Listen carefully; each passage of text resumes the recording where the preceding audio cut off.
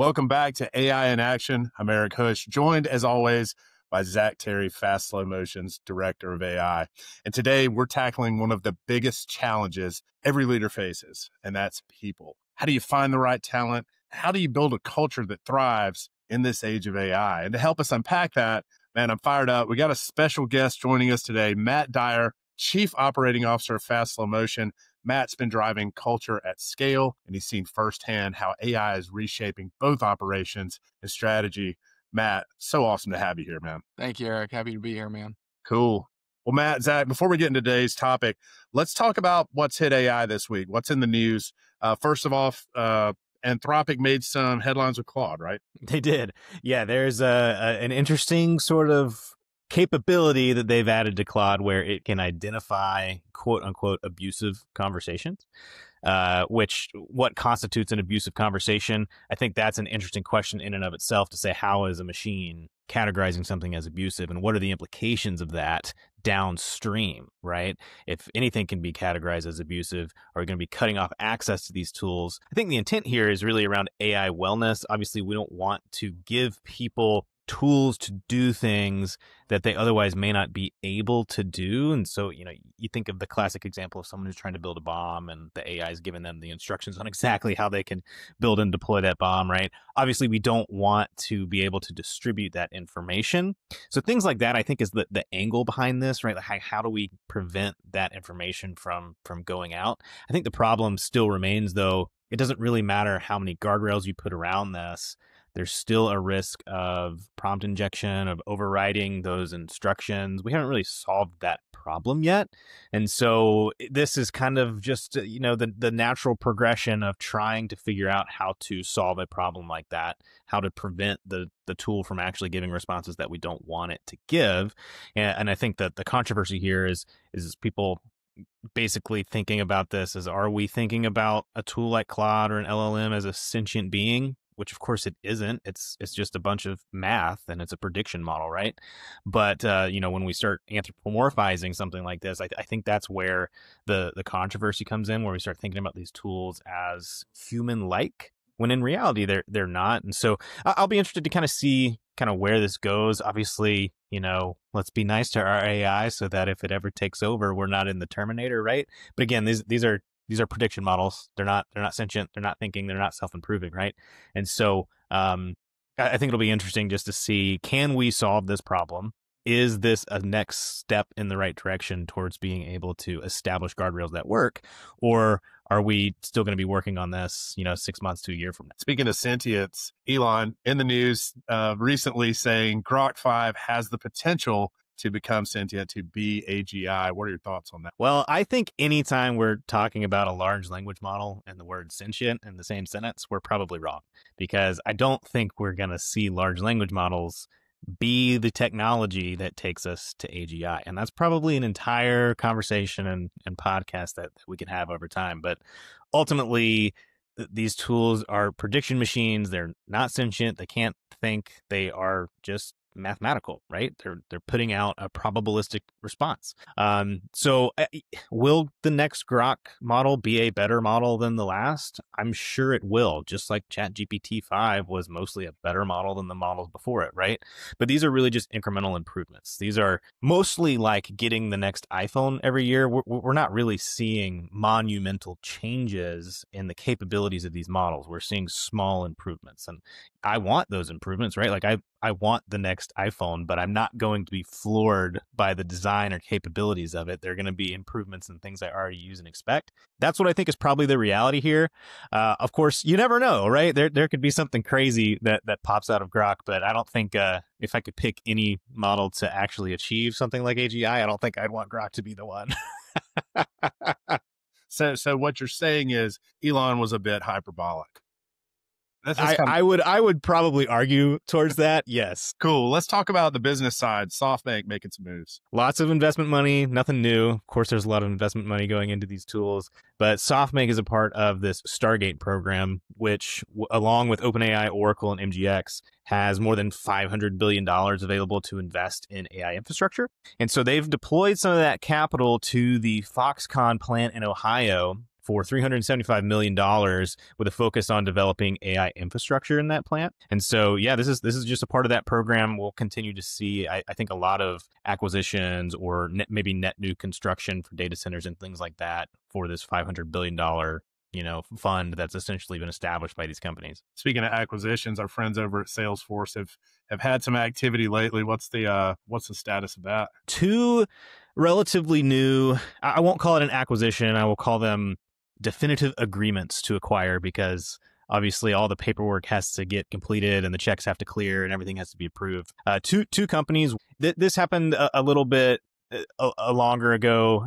It's not super recent, but there's a company called Way or Y, spelled WAII. And this is a natural language to SQL query tool. So I can essentially describe what I want, and this tool will turn it into a SQL query to go out and actually retrieve that information, which is really pretty great. If you work with big data, you're probably working with SQL in some way, and it can be difficult for a non-technical person to get involved with SQL and to go in and start working with those databases.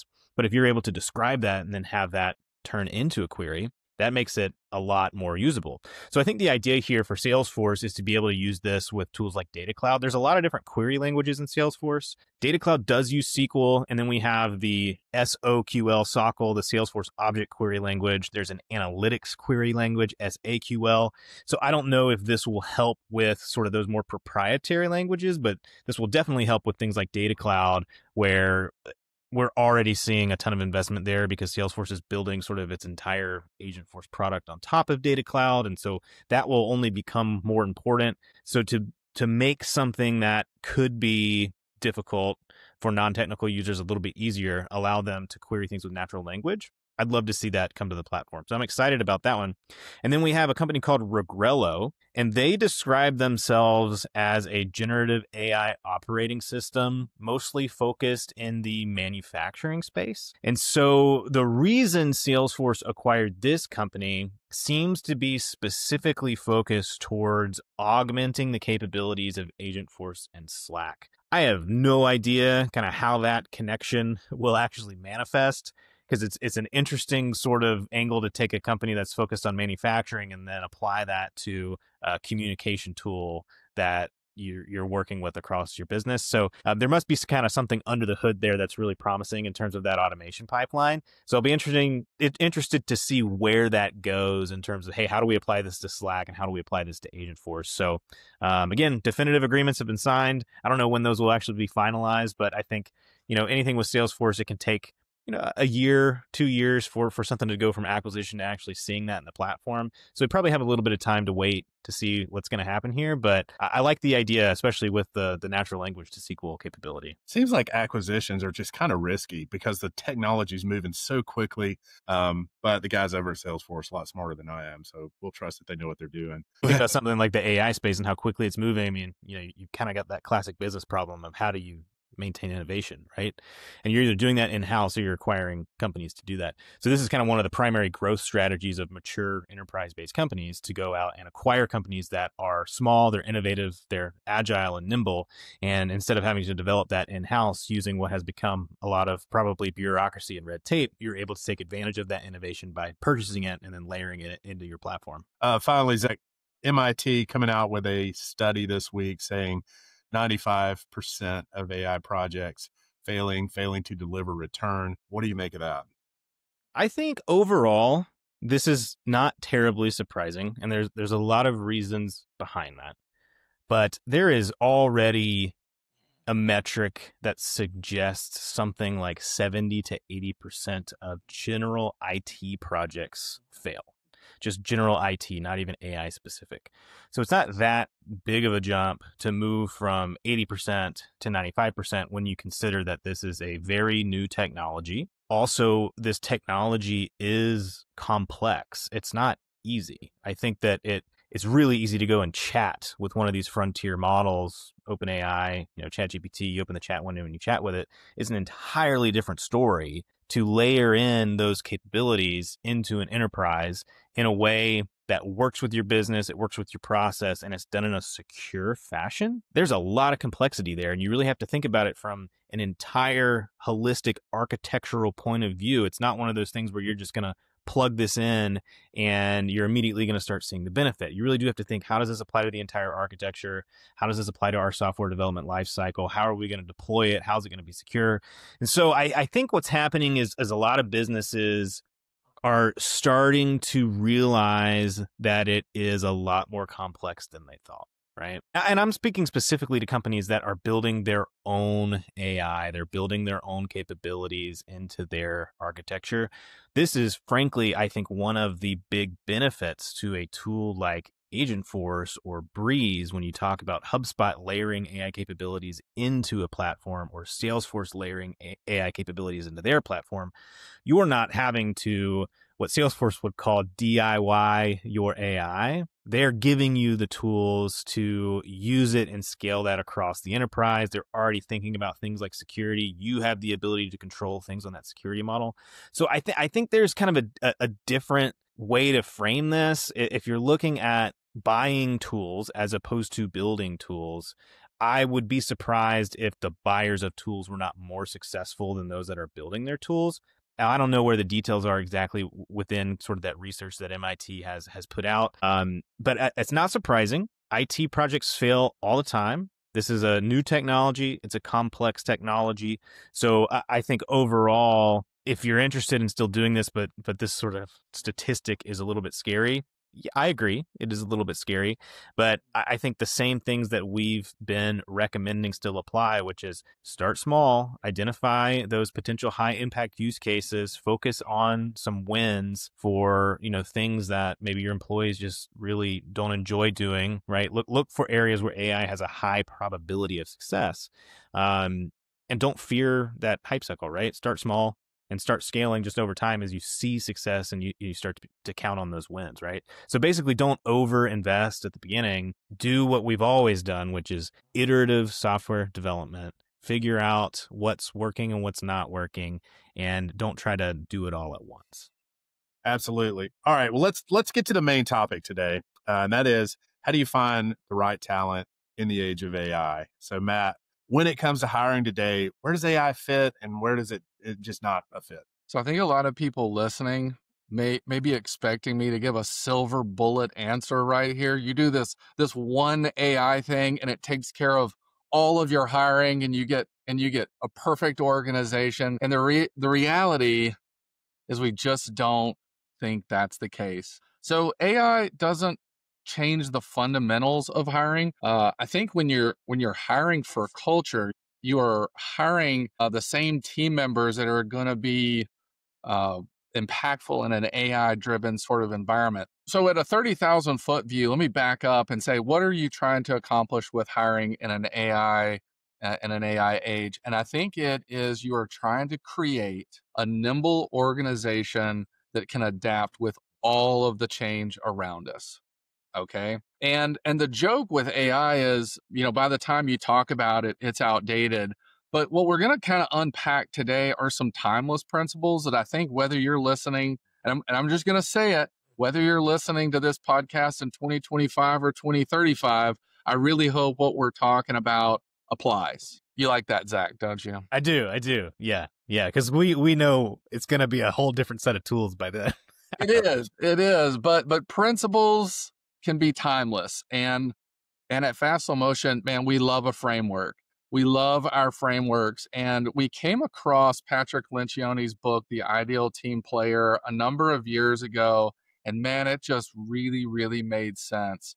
It allows us to be really intentional with our hiring processes. And for any organization out there that is, you find yourself hiring people that are just taking jobs that are JOBs, we would really encourage you to get intentional with your hiring processes, get intentional with the characteristics that you're looking for. And we're going to unpack three of them today. Three characteristics we've built our entire hiring model around, these three principles. And then I'm going to give you a fourth, which I think is very impactful in the age of AI. But this concept of hiring an ideal team player, you need these three characteristics, not just one, not just two. What you're trying to do is look for someone who embodies these three characteristics. And they are people who display humility, people who are really, really hungry, and people who are smart.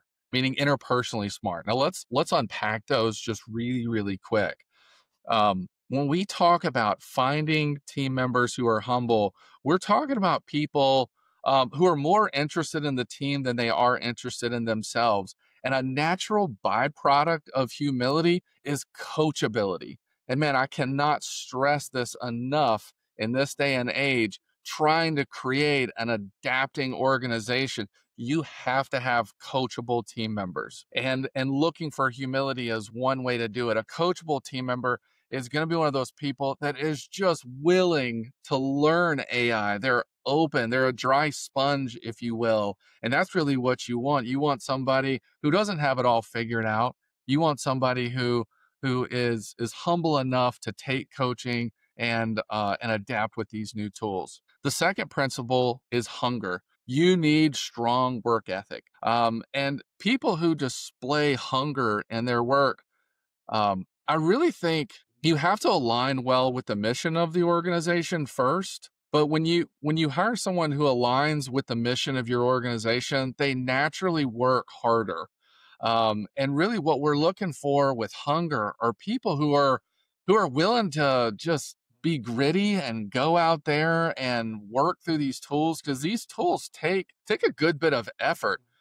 You don't just pop it open and get perfect results. Sometimes you have to be pretty arduous with these tools. You got to not only test different tools, but you got to get to know these tools and let the tools get to know you. And a really hungry team member looks forward to these challenges, and they don't have problems adopting new tools. And then third, you look for smart team members. And we're not talking intelligence here. Intelligence doesn't hurt, but what we are talking about is those interpersonal skills that people have, the ability to read a room. And what happens when you can read a room and you have high EQ, you become an influencer within your organization. And this is really, really powerful. You know, you find champions within your organization who are humble, who are hungry, and now all of a sudden they are highly influential within the organization, and you just have a winning combo. Now, somebody listening may say, that sounds awesome. That sounds great. Humble, hungry, smart. I have no clue what you're talking about. Or how do we hire for these concepts? And I would say a couple things. One, Patrick Lencioni has an amazing book just called The Ideal Team Player. It's an easy read. I recommend that you consume it. Have your HR manager consume it. Have your C-suite consume it. But then I think in the last week or so, the Table Group, which is Patrick Lencioni's organization, has come out with a new assessment called the Ideal Team Player Assessment. And we can link that down in the notes. But I would say read the book, adopt the assessment. It may be something you want to start handing out to your candidates during the interview process, and then get to know interview questions that unpack humility, hunger, and emotional intelligence. And we can link that as well. There's a lot of great resources online that give you about a half a dozen questions around each one of these. And I would say start adopting those into your hiring practices as soon as possible.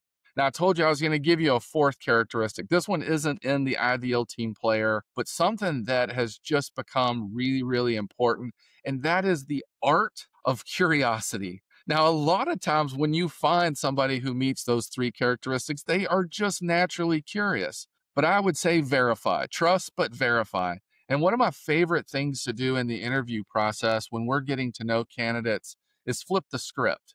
Flip the script on a candidate and say, what questions do you have about the company, the role, or myself? Now, the right answer is, oh my God, I've got a whole list of pages that I would love to ask you. And usually for the right candidate, you've got to cut them off at some point and say, okay, you've asked 3 or 4 questions. We got to move on.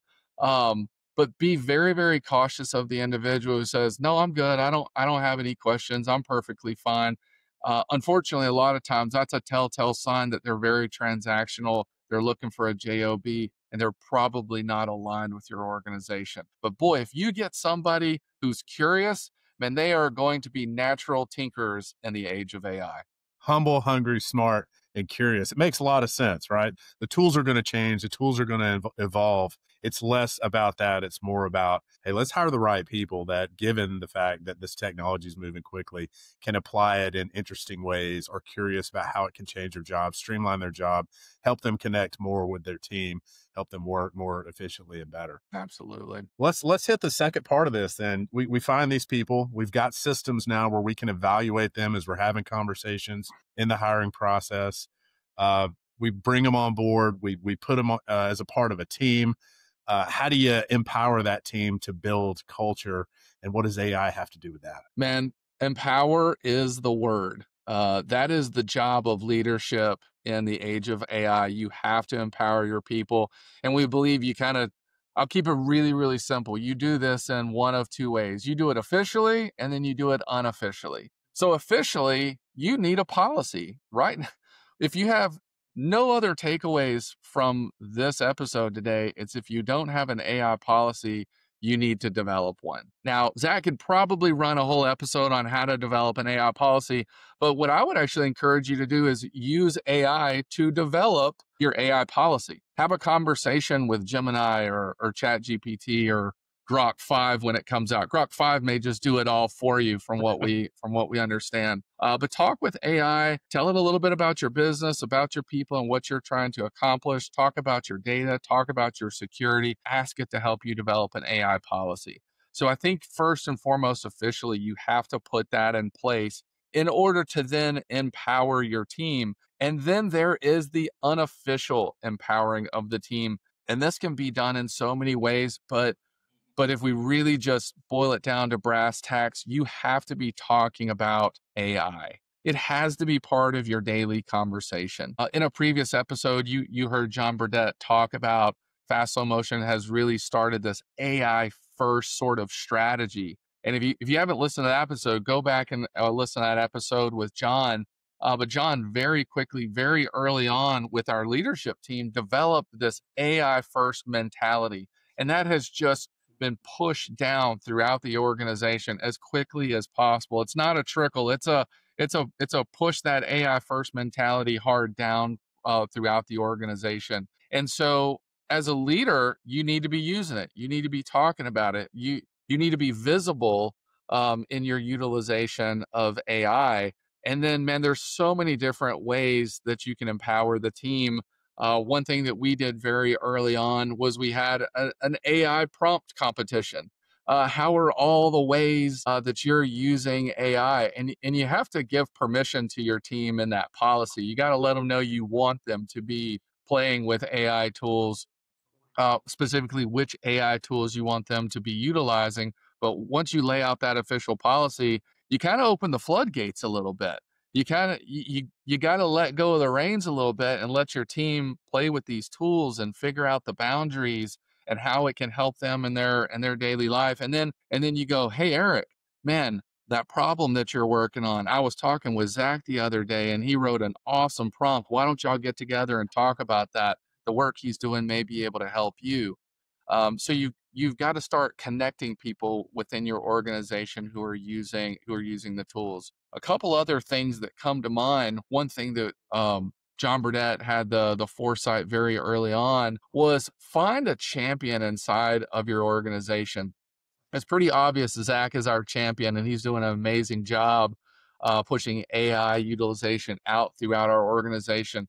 But it doesn't even have to be an official title change a lot of times inside of a company. Just find either a person or a group of people who you can kind of deem a champion. Maybe you put together a weekly call, but you empower them to kind of be the eyes and ears of your organization and let them kind of carry the torch forward.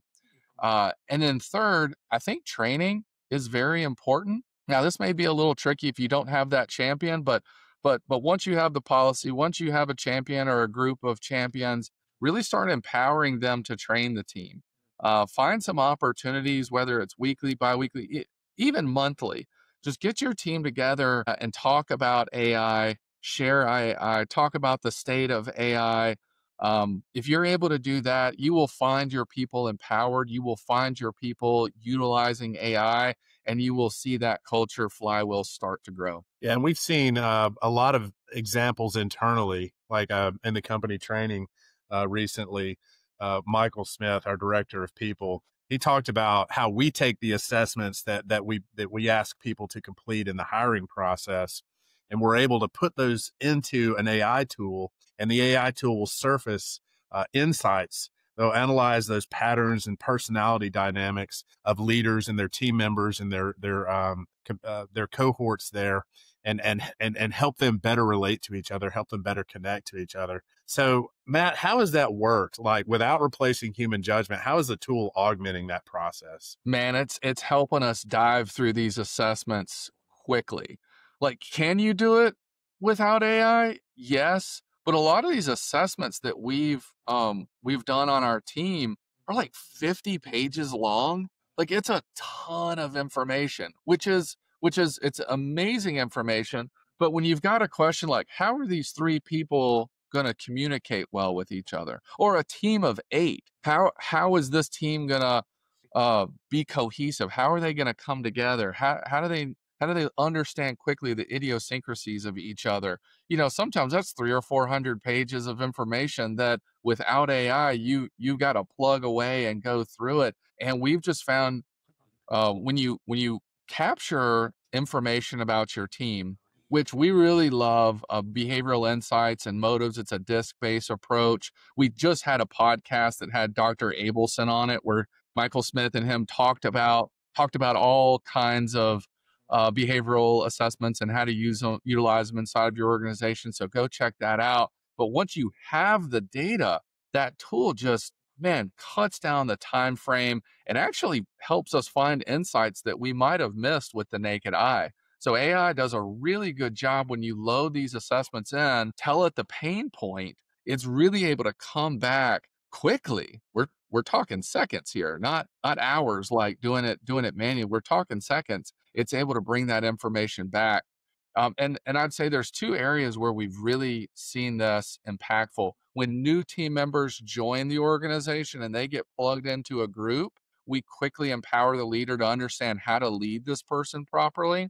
And then two, it doesn't happen often, but every now and then, two team members they just rubbed each other the wrong way. There's friction between them. They're at odds. And you need to get those people back into a good place. And a lot of times what we'll do is take both of their assessments, feed it into the system, talk about the pain point, and then coach the leader on how to mediate those team members so that we get back to a good place. So onboarding and mediation are two places where AI and these assessments are wonderful to utilize inside of the company. And you said something there, and I want to hammer that point home. We talk about the human in the loop, and the fact that, this analysis, these insights generated by AI are extremely helpful, could really shorten that cycle versus us having to read through it. But ultimately, the leaders have to interpret that data. The leaders have to coach. We have to act on that data. Asking AI to do that, obviously not possible right now, but I don't think we want to, right? That's the soul of the company. The soul of the culture is, hey, we have this data now. Let's talk to our people. Let's figure out how to make them better and make them work better together. Yeah, I mean, ultimately, the user is responsible for the output, right? So if you take something that you get from AI and you don't vet it, and that goes out into the world and it's wrong, well, that's my fault. It's not the AI's fault, right? That's my fault for trusting it and not verifying and not vetting it, right? So I do think that's really important. And the human in the loop concept is important for those type of examples, but especially when we start talking about agentic AI, where AI is doing things on its own. That's where it's also really important to have humans in the right place to be checking those throughout the process, as opposed to allowing it access to your entire system and kind of, giving it the ability to just run wild and do whatever it needs. It's very important to build out kind of that architecture and keep those humans in the right places. So I think in terms of, hey, how can we build a culture that is conducive to using AI and experimenting and being curious and using it in the right and safe kind of way.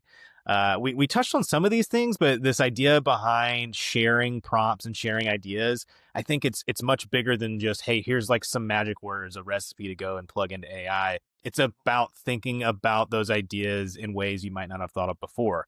So, for example, Michael Johnson on our team, he uses AI in a way that I never would have thought about if he hadn't shared that prompt. He uses it to simulate focus groups, which I think is super interesting. Yeah, that Yeah, is crazy cool. Yeah, just such an interesting concept, right? So different than just asking a question back and forth and receiving an answer. But I would have never thought about that if he hadn't shared this prompt that he's using and how he's getting the tool to work in that way.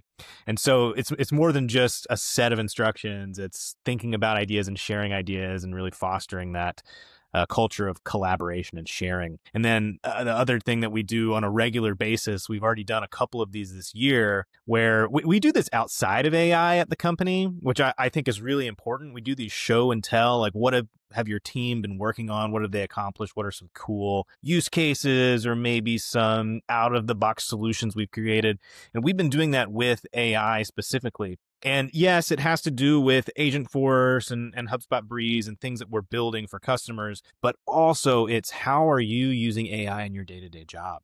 And so we're sort of explaining and showing off, hey, this is like a workflow that I've been using with these AI tools, and this is how I've done it, and these are the results that I've gotten. And so I think sharing that across the company is a really great way to just inspire this culture of experimentation and sparking some ideas that maybe you didn't have if we weren't sharing that across the company. We also do these regular briefings where we're talking just about the state of AI, you know, what's going on in the news, what tools are available, are we using the right tools for the job that we want it to accomplish? And then, of course, having that AI champion. Matt, I know you said that I'm the champion. I would even turn around and say we have multiple champions at the company, right? Everyone is really sort of thinking through how to use these tools. And I would say, you know, Eric and Matt and Chad and John, I mean, everyone is really championing this from the leadership team sort of across the board, right? So I do think it's key to have alignment across the leadership team and across the company. One person can't be the sole champion. And so I think the idea here is really to align on how you want to communicate this and what your process is going to be in terms of establishing a culture that is curious and willing to experiment. Amazing. Zack, Matt, it's been wonderful today. Matt, as we're wrapping it up, any final thoughts? Stay curious. Stay curious. That's perfect. It's perfect. So what we've talked about today, finding the right people, is all about finding the right people. AI, the tools, they're there, but really hiring for adaptability, hiring those people who are humble, hungry, smart, and above all, curious, and empowering them to thrive. We've got a lot of tools. We've mentioned a lot in the show notes. We're going to link them down there.